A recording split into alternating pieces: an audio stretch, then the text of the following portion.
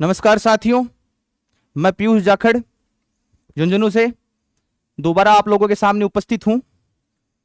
महिला आरक्षण बिल के विवाद को लेके बीएसटीसी जो धारी हैं उनके साथ में क्या अन्याय हो रहा है, उन बातों को लेके आंदोलन अब क्या रूप पकड़ चुका है, सरकार बैकफुट पे जाना चाहती है कि नहीं जाना चाहती है, 10 तारीख को बजट के अंदर महिला आरक्षण बिल के ऊपर बात होगी या नहीं होगी, और सीकर में जो ज्ञापन की स्थिति है उसको लेकर आज हम वार्ता करेंगे। बाड़मेर में भी वैसे ज्ञापन की बातें सामने आ रही हैं, मनोज मीणा जी कर रहे हैं।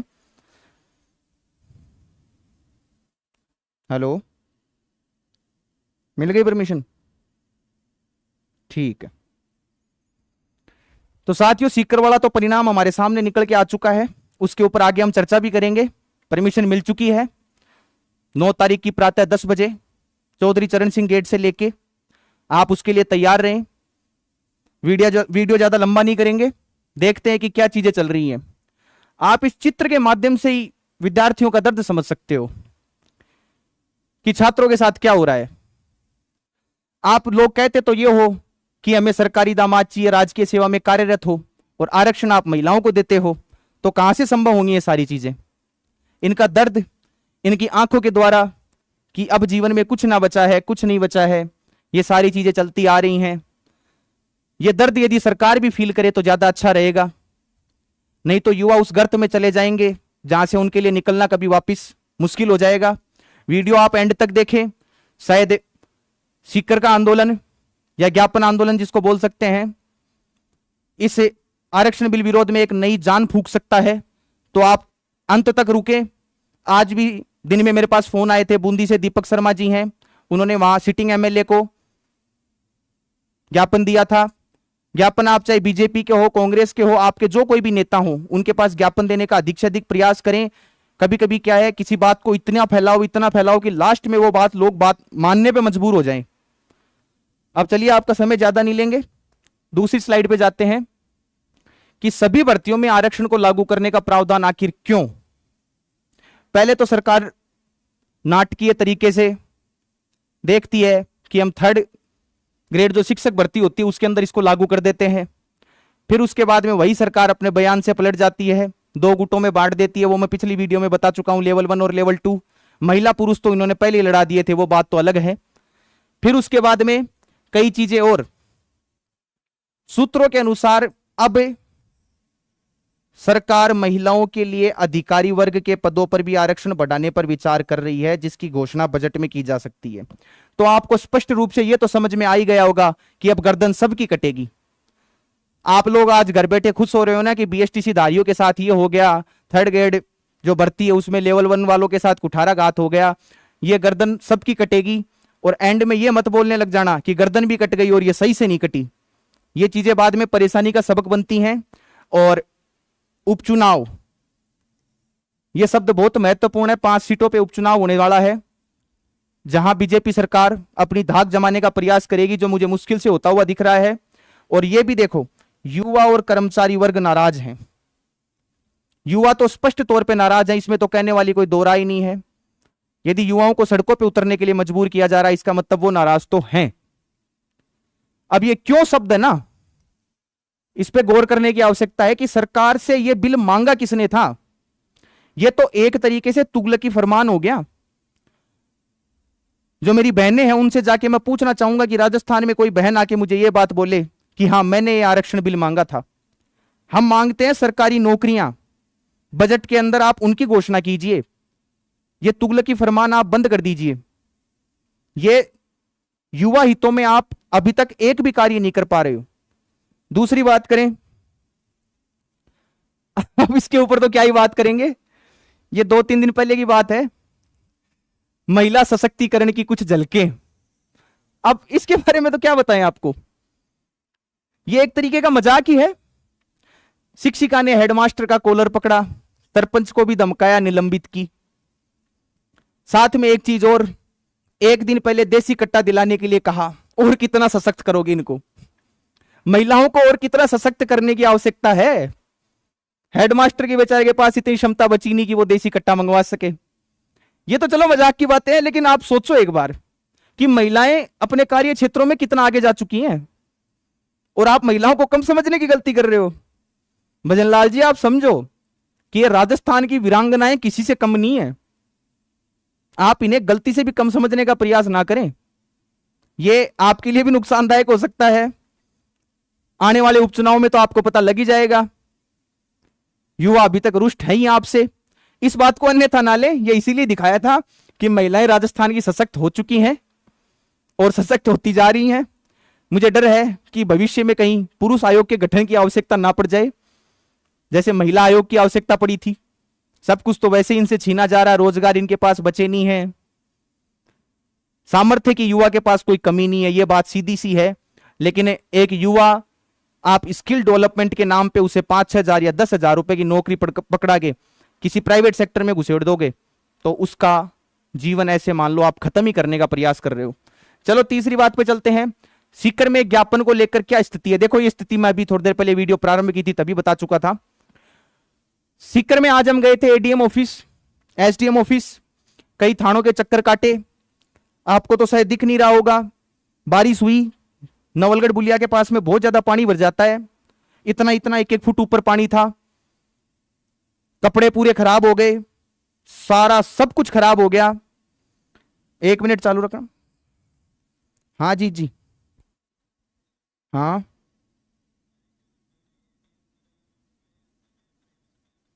यहां से मेल करवा दो, कोई दिक्कत नहीं है।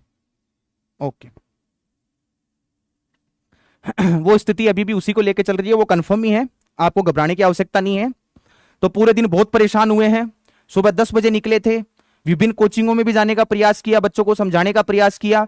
अब हर बात हम आपको समझा नहीं सकते, कुछ बातें आपके आत्मसम्मान को लेकर भी होनी चाहिए।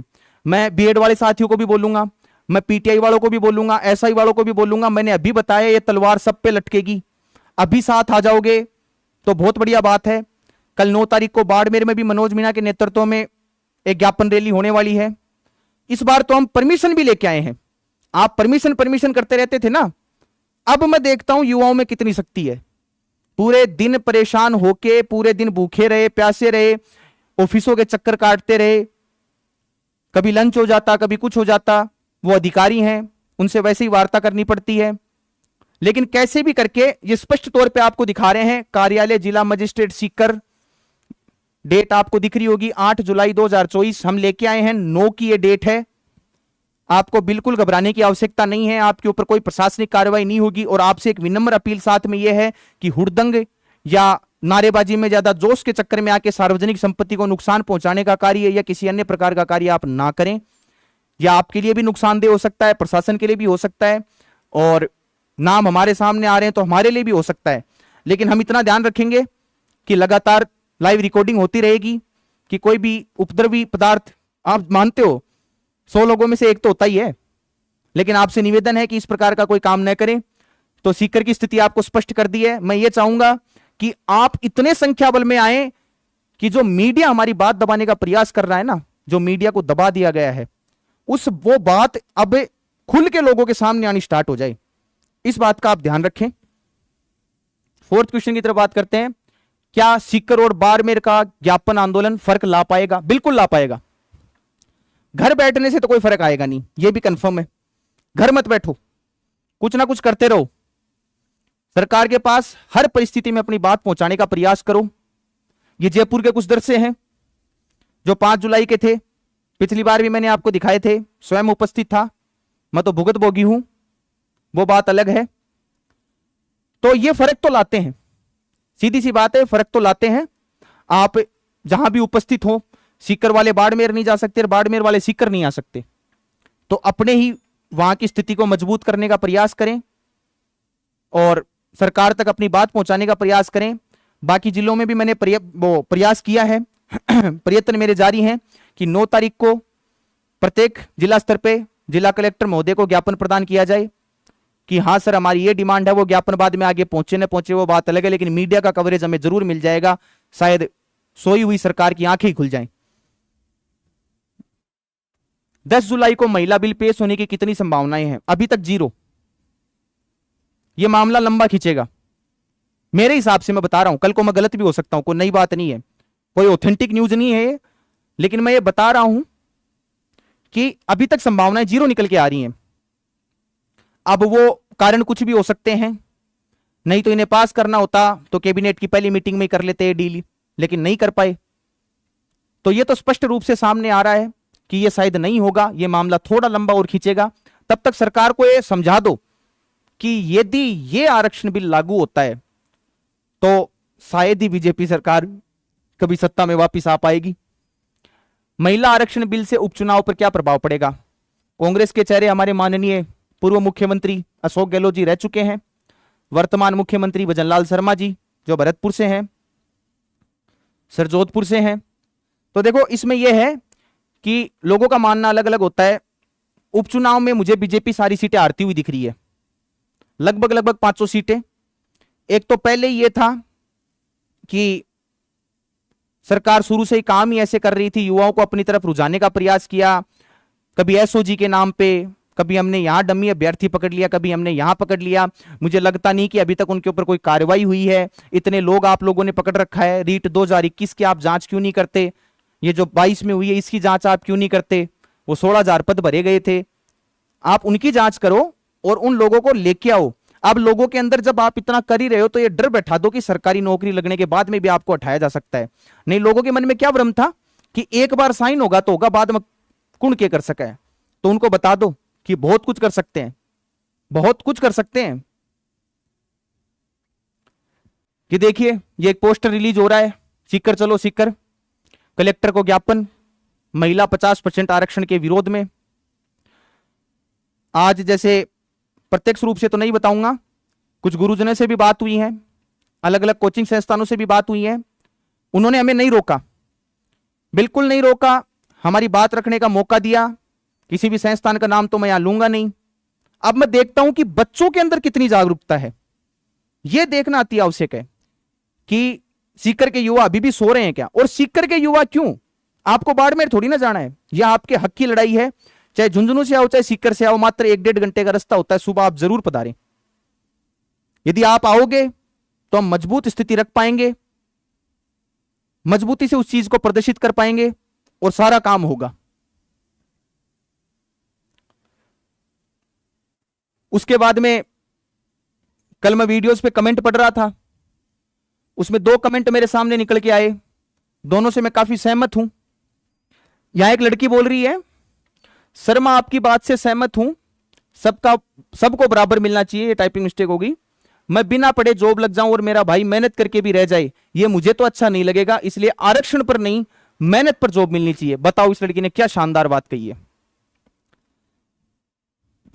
मेहनत पर जॉब मिलनी चाहिए। यदि आप कोशिश करते हो, आपके प्रयास सफल होते हैं, तो उसमें दिक्कत क्या है? और जो पुरानी प्रथा चली आ रही है उसे हम एक्सेप्ट कर चुके हैं, तो उसमें समस्या क्या है ये बताओ। ये नई चीज आपसे किसी ने मांगी तो थी नहीं। फिर उसके बाद में मान लो ये बिल पास ही हो जाए, रोडों पे हमें वैसे नहीं उतरने दिया जा रहा, ज्ञापन हमें वैसे नहीं दिया जा रहा, सारा प्रशासन हमें दबाने को तैयार है, मीडिया उनके हाथों में है। एक लड़के ने बोला कि महिला 50% आरक्षण समिति जो बनाई है उस पर काम करेंगे। भाई साहब, ज्यादा से ज्यादा संख्या में विद्यार्थियों को जोड़कर उसे क्रियान्वित करने की कोशिश करें। बिल्कुल सही बात। मैं बताता हूं आपको, बीएसटीसी संघर्ष समिति थी, जब लेवल 1 और लेवल 2 वाले इसे अन्यथा में ना ले। आप भी हमारे भाई हो और अनुरोध है कि कल आप भी आए, ज्यादा से ज्यादा संख्या में पधारें। लेकिन उस टाइम मात्र 20 लोग घर से बाहर निकले थे लेवल 1 और लेवल 2 की लड़ाई में। वो एक कानूनी प्रक्रिया थी, हमारा कोई आपसी मतभेद नहीं है, कानून के समक्ष अपनी बात रखना कोई गुनाह नहीं होता है। उसमें 20 लोग निकले थे, उसके साथ लोग जुड़ते गए हाई कोर्ट और उसके बाद में सुप्रीम कोर्ट में वो केस जीत के बीएसटीसी वालों ने अपना लोहा मनवाया था। तो आप अभी भी नहीं जाग रहे हो, कुछ नहीं बचेगा। मैंने कल भी कहा था कि 14.5% पोस्ट बचेंगी, मतलब जो रिजर्वेशन टोटल बचेगा उसमें SC ST OBC general EWS सब लड़ेंगे। अब बताओ आपके लिए क्या बचेगा? कुछ नहीं बचेगा। लड़कों का मान लो सभी खत्म हो जाएगा। सीकर के आंदोलन से पहले हम कुछ बात करेंगे कि हाँ कल की क्या निवेदन है। और ये जो महिला रिजर्वेशन है, आज मैं दिन में एक बात बैठे बैठे सोच रहा था, कोचिंगों में गया उस टाइम महिलाओं से मैंने जाके पूछा, कुछ क्लासों में ऐसे भी गया जहां पे लेवल 1 और लेवल 2 दोनों साथ में बैठे थे। वहां जाके मैंने पूछा लड़कियों से कि बहनों आप समर्थन करोगे क्या? बोले नहीं। युवाओं से मैंने पूछा चलोगे क्या? बोले हाँ। चलो उन्होंने समर्थन दिया, बहुत अच्छी बात है। अब वहां कुछ महिलाएं, मतलब युवतियां, महिलाएं भी हैं, कोई बात नहीं, वो तो अब शब्द इधर उधर हो जाते हैं। उसके बाद में लेवल 2 वाली जो महिलाएं थी, मैंने उनको बोला आपको तो नहीं मिला है ना, नहीं मिला ना, अभी तक कोई घोषणा नहीं है ना लेवल 2 के लिए, आप ही साथ चल लो, आप संख्या में कम थोड़ी ना हो, आप वहां जाके ये डिमांड कर देना कि हमें भी दो, लेवल 1 वाले इतने क्या स्पेशल हैं, देना है तो हमें भी दो, आप वो वाली लड़ाई लड़ लो, पर कम से कम मैदान में उतरो तो सही। हम महिलाओं से हाथ जोड़ के निवेदन करते हैं, आप के भाई हैं। मुझे एक छोटी सी चीज बताओ कि जिस दिन महिलाओं को जलती चिताओं पे लिटा दिया जाता था, सती प्रथा जिसको अपन बोलते हैं, विधवाओं की शादी नहीं हो पाती थी, उस टाइम राजा राममोहन राय जैसे पुरुष आगे निकले थे, स्वामी विवेकानंद जैसे लोग आगे निकले थे, उन्होंने महिलाओं के उत्थान के लिए इतने कार्य किए कि वो कुरीतियां समाज में खत्म कर दी। तो जब आपके लिए पुरुष खड़े हो सकते हैं तो महिलाएं हमारे लिए खड़ी नहीं हो सकती क्या? जब हम आपके दर्द को समझ सकते हैं तो आप हमारा दर्द नहीं समझ सकते क्या? ये बातें गहनता से देखो ना, तो एकजुट हो जाओ कि जो रीत चली आ रही है उसको चलने दो, उसमें परिवर्तन मत करो। जैसे बोलने की बातें होती हैं कि समाज पुरुष प्रधान समाज है, नहीं, परिवार की मुखिया महिला ही होती है, सीधी सी बात है। जैसे कल परसों में बैठे बैठे सोच रहा था तो कुछ पंक्तियां मेरे दिमाग में आ रही थी, अब आप देख ही रहे हो तो चलो ये भी बता देते हैं। सीकर वाला तो आह्वान थोड़ी देर में हम करते हैं, परमिशन हमें मिल चुकी है, सारा प्रारूप आपको दिखा चुके हैं कि 2 युगल थे, उनकी शादी होती है। अब पुरुष का क्या होता है, पुरुष का रोब बाहर बहुत होता है, घर में कुछ नहीं होता। तो एक पुरुष एक दिन दूसरे मित्र से पूछता है कि भाई बता कैसी जिंदगी चल रही है, तो वो बोल रहा है गा के बताऊं या ऐसे ही बता दूं? तो बोले गा के बता दो। तो चलो चंद पंक्तियां बताता हूं मैं आपको कि पुरुष बोलता है कि जब से हुई मेरी शादी, जब से हुई मेरी शादी मैं आंसू बहा रहा हूं। पुरुष की दर्द देखना आप कि जब से हुई मेरी शादी मैं आंसू बहा रहा हूं, आफत गले पड़ी है उसे निभा रहा हूं, आफत गले पड़ी है उसे निभा रहा हूं। आफत सिर्फ एक कटाक्ष वर्ड है जो सिर्फ बोलने को मात्र है, या दोबारा आप कई लोग कमेंट में महिला विरोधी घोषित कर दोगे, ऐसा कुछ नहीं है। उसके आगे बात करते हैं, आप लोगों के सामने अपने दर्द पीड़ा और संवेदना की व्यथा बता रहा हूं, आफत गले पड़ी है उसे निभा रहा हूं। अब आगे सुनिए कि सुबह के 9 बजे, सुबह के 9 बजे श्रीमती जी सो रही हैं और बच्चों की फौज बैठी मेरी जान को रो रही है। देखिए कितना मार्मिक दृश्य है ना। सुबह के 9 बजे श्रीमती जी सो रही हैं, बच्चों की फौज बैठी मेरी जान को रो रही है, बच्चों के बीच बैठा घंटी हिला रहा हूं, आफत गले पड़ी है उसे निभा रहा हूं।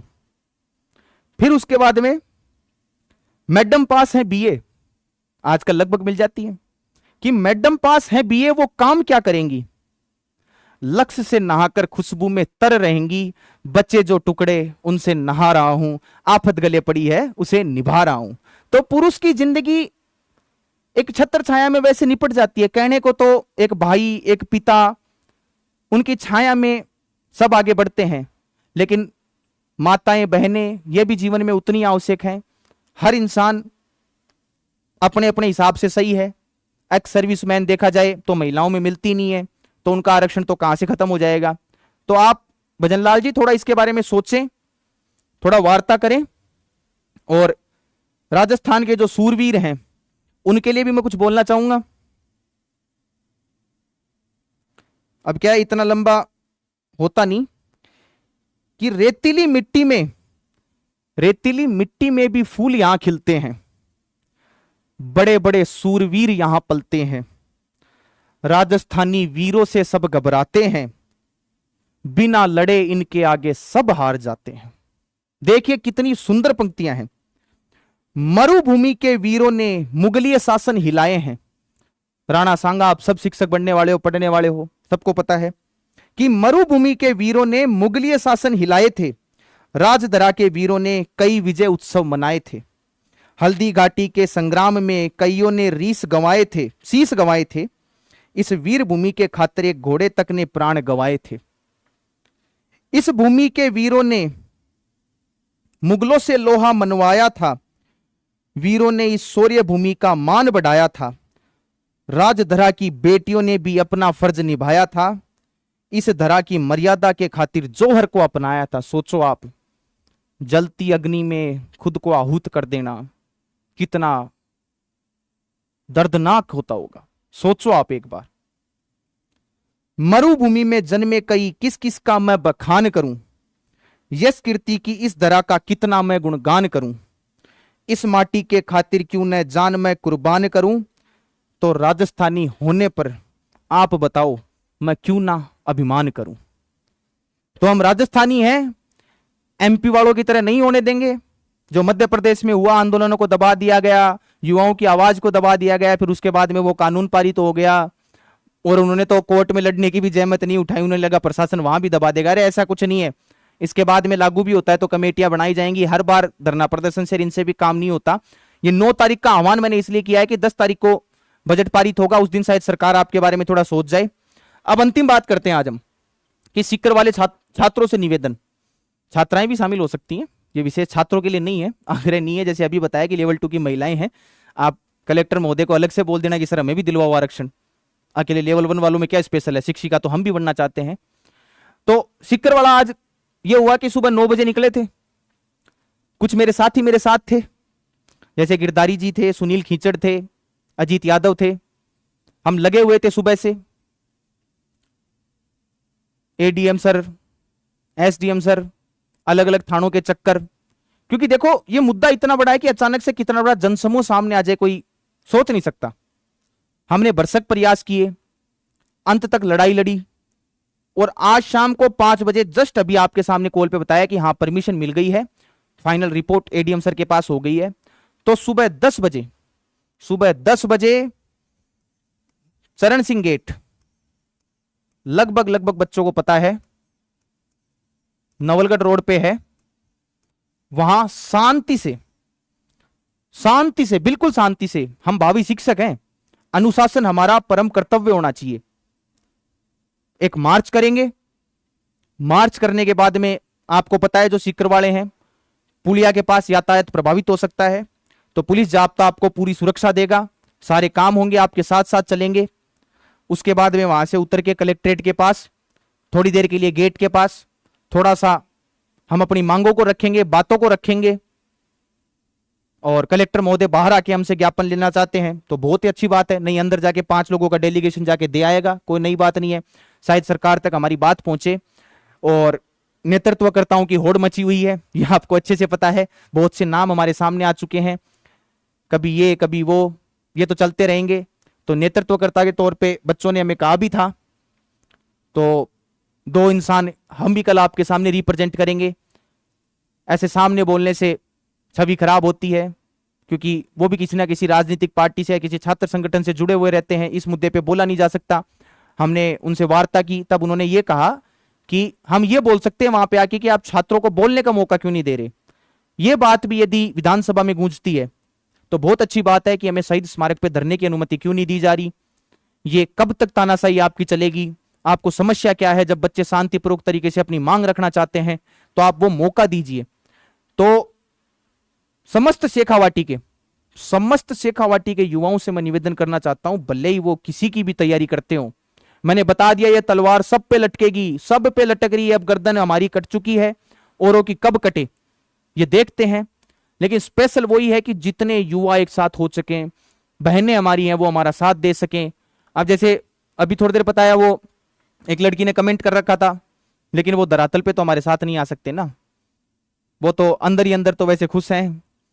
लेकिन कोई बात नहीं, आप खुश तो हम खुश, वो को नई बात नहीं है। हम सिर्फ हमारा हक मांग रहे हैं और वो हक हमें मिलना चाहिए, उसमें कोई गुंजाइश नहीं होगी, ऐसा कुछ नहीं होगा। उसके बाद में कमेटी का गठन किया जाएगा, वो कमेटी इसको आगे लीड करेगी। लीड करने के बाद में जैसे कोर्ट का जो फैसला आता है, पहली बात तो लैंगिक आधार पे आरक्षण ये सुना ही पहली बार है। भजनलाल जी, पहले आप लिंगानुपात की बात करो, उसके बाद में महिलाओं के आपने क्या क्या अधिकार दे रखे हैं उनकी बात करो। पुरुष वर्ग वैसे ही कुछ जगहों पे सीमित रह गया है, वो तो बस अपना जीवन यापन कर रहे हैं, विवाह हो जाता है, बच्चे पाल लेते हैं, उन बच्चों के लिए वो जीवन भर लगे रहते हैं। हाँ, माता भी अपना दायित्व तो अच्छे से निभाते हैं, हम कुछ नहीं बोल रहे उस मामले में, हम स्पष्ट तौर पे बता देते हैं हम कोई महिला विरोधी नहीं है। लेकिन आप ये चीज समझो कि आप पुरुषों से उनका हक छीन लोगे, सब कुछ उनसे छीन लोगे। या आपको मैं एक दूसरा तरीका बता सकता हूं कि सर 12.5% यदि वो दे दिया, 6% खेल वो विकलांग कोटे का हो गया, 4% खेल कोटे का हो गया, ऐसे करके टोटल मिल मिला के 25% होता है। 25 के बाद बचता है 75%। आप एक काम करो, ये जो 75 बचा है ना, इस 75 को हाफ हाफ कर दो, 2 भागों में बांट दो। न तो लड़कियां इसमें आएंगी और न लड़के इसमें आएंगे, दोनों अपनी जगह सीमित रहेंगे, तब हम आपके आरक्षण को उचित मान लेंगे, कोई दिक्कत नहीं है। यदि आप लैंगिक आधार पर ही दे रहे हो ना, लेकिन समस्या यह है ये वाला कोटा तो बेचारे लड़कों से होगा ना खत्म, आधा तो वो यहीं खा गए। तो आप इसके ऊपर भी थोड़ा विचार करो। विचार क्या है, हम ये चाहते हैं कि बीएसटीसी के 4 साथियों से आप बात करो, उनमें कोई भी हो सकता है, जरूरी नहीं है कि मैं उनमें आऊं, बीएसटीसी वाले काफी बुद्धिजीवी हैं, ऐसे ही नहीं है। उनसे बात करो, एक कोई इनका नेतृत्व करने वाला हो और 4 बीएसटीसी धारी हो, वो अपना पक्ष आपके सामने मजबूती से रख सकें, ताकि आप हमारी बात सुनो। और चलो आज के लिए इतना ही काफी है। जितना हो सके इस वीडियो को आगे तक पहुंचाएं, सीकर वाले लड़कों को जोड़ें, बाड़मेर वाले लड़कों को बताएं, सीकर वाले लड़कों को बताएं, ज्यादा से ज्यादा उनको संगठित करने का प्रयास करें। कल राजस्थान के युवा इन 2 जिलों के अंदर इतनी क्षमता दिखा दें कि प्रशासन के पास बात पहुंचने पे मजबूर हो जाए। हर मीडिया कवरेज, आपको पता है 50 लोग एक जगह खड़े होते हैं, लोग अपने आप सुनने आते हैं। आपका तो संख्या बल ही बहुत ज्यादा है, आप क्यों घबरा रहे हो? ध्यान रखना, पुलिस प्रशासन आपके ऊपर अनुचित कार्रवाई तब तक नहीं करता जब तक आप कोई अनर्गल हरकत नहीं करते। उनके भी बच्चे हैं, उनके भी परिवार हैं, उर्दंग नहीं करेंगे, कोई कुछ नहीं करेगा, शांतिपूर्वक तरीके से मार्च करेंगे। हम पहले भी बता रहे हैं कि चाहे 5 लोग हो चाहे 500 लोग हो, हम जाएंगे जरूर। कल हम ये बताएंगे जरूर भजनलाल जी को कि सर आपने ये गलतियां की है, इन गलतियों को सुधारो। सुधारने के बाद में आपको परिवर्तन की आवश्यकता है और यह परिवर्तन अति आवश्यक है। क्यों? हाँ, सुबह 10 बजे। और 10 बजे क्यों? जैसे 5 जुलाई को हुआ था, वही हरकतें आप दोबारा क्यों कर रहे हो? मनोज मीणा जी आए थे उस दिन, 11 बजे आए, कई बच्चे 2 बजे तक पहुंच रहे हैं। मैंने उस दिन भी कहा था आपको कि अनुशासन बहुत आवश्यक है, पंक्चुअलिटी बहुत आवश्यक है। मैं मेरी तरफ से यह घोषणा करता हूं कि सभी बच्चे 9 बजे पहुंच जाएं। 9 बजे उपस्थित होना है आपको, और किसी प्रकार का इधर उधर गलियों में घूमना, इधर उधर कमेंट करना, कटाक्ष करना, ये चीजें मत करना आप वहां पे। आप तो शांति से वहां इकट्ठा होना। 500 लोगों का हुजूम जब देखेगा ना प्रशासन, तब उन्हें खुद समझ में आ जाएगा कि शायद हमने गलती तो कर दी है। बस इसी बात के साथ मैं मेरी वार्ता खत्म करूंगा। ज्यादा से ज्यादा लोगों के पास ये बात पहुंचाएं। धन्यवाद।